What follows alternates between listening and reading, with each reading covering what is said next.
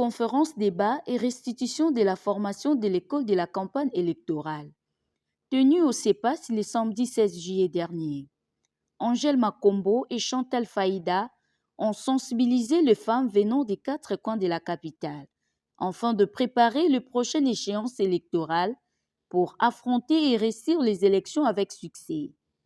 Femmes, voulez-vous gagner aux élections? Tel était le thème qui a sanctionné cette conférence féminine de grande envergure, favorisant la participation massive des femmes à la vie politique de diverses façons. Ainsi, de mesures spécifiques peuvent s'avérer nécessaires pour surmonter les obstacles résultats de la discrimination basée sur le genre femme politique et dynamique. L'honorable Solange Masumbuko a fait le point.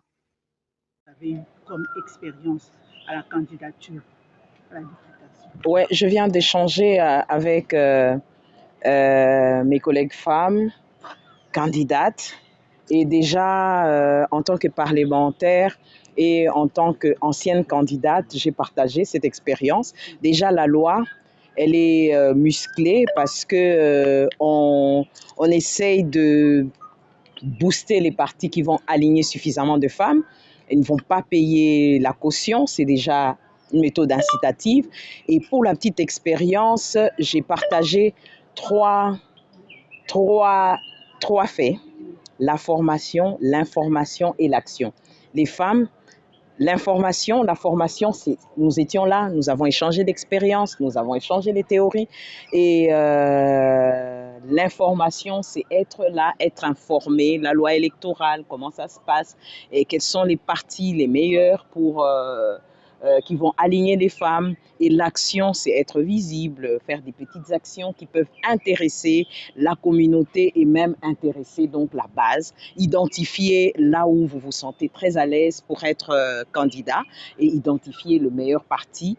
Et j'ai dit que les femmes, nous devons booster aussi notre visibilité médiatique. Que les médias essayent de faire une incitation à la participation féminine aux médias. Quel est le plus grand secret en sorte que vous ayez une sensibilisation de femmes qui viennent vous assister parce que en fait, vous êtes une des femmes? Oui.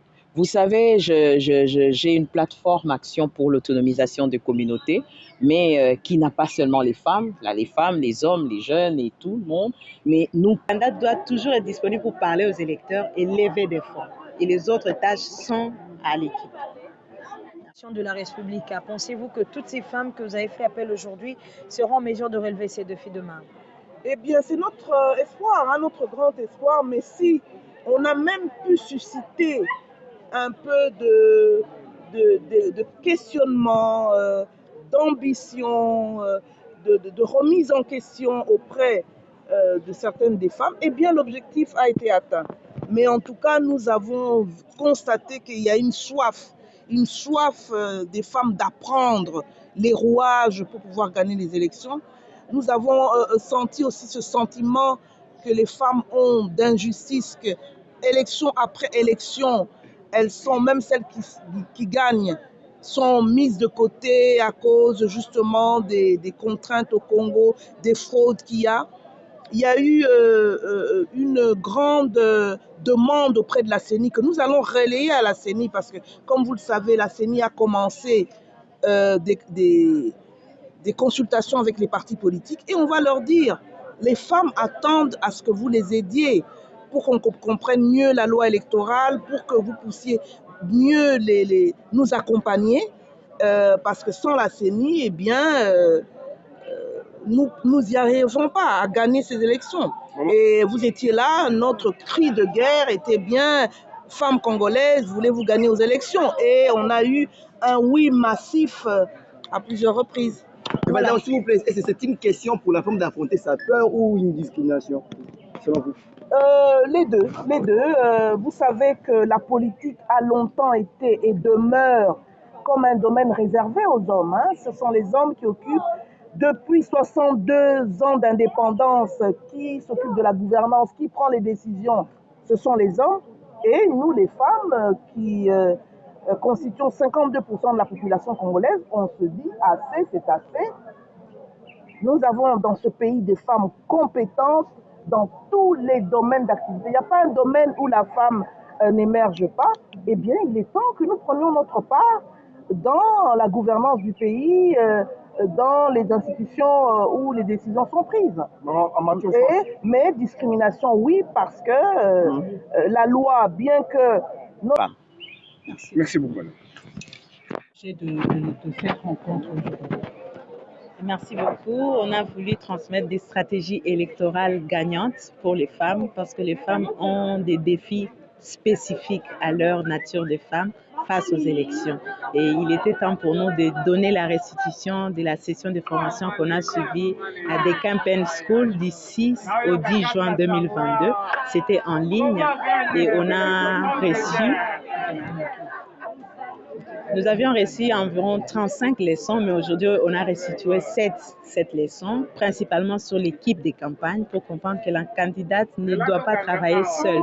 Elle doit plus se référer à son équipe, à son manager, à son directeur technique qui se charge de recruter des bénévoles. Il y a aussi le message des campagnes. On doit d'abord faire une enquête des terrains pour pouvoir connaître les problèmes de la communauté avant de construire son message, pour que le message qu'on va expliquer à la communauté soit en parfaite harmonie avec ce que vit la communauté qu'on veut représenter. Et l'autre défi, c'est par rapport à la levée des fonds, la mobilisation des ressources. Nous, femmes, souvent, on se sent limitées pour exprimer des demandes de soutien. Et aujourd'hui, on a transmis les secrets, commencer par son entourage et ensuite aller vers des proches, des membres de la formation politique et même des inconnus. Si on justifie bien son budget, on peut avoir des soutiens venant de toutes parts pour atteindre. L'objectif, c'est la victoire. Mais la victoire, il y a un budget à pouvoir couvrir. Il y a des dépenses urgentes, des dépenses administratives, des dépenses de la communication surtout. Et on a vu que les budgets liés à la communication est à 70% par rapport à d'autres rubriques. Donc, les femmes, on doit aussi approcher les médias, avoir aussi une présence en ligne permanente, mise à jour régulière sur des questions qui touchent la communauté. Alors, femmes, voulez-vous gagner aux élections? Qu'est-ce qui se cache derrière cette interrogation?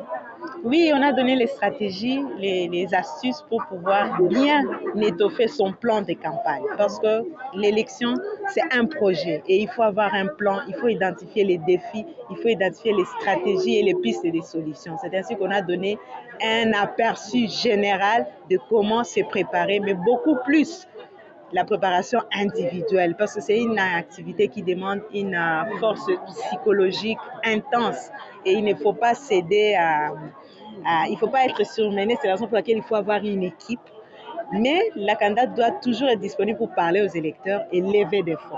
Et les autres tâches sont à l'équipe. De la République, pensez-vous que toutes ces femmes que vous avez fait appel aujourd'hui seront en mesure de relever ces défis demain? Eh bien, c'est notre espoir, notre grand espoir, mais si...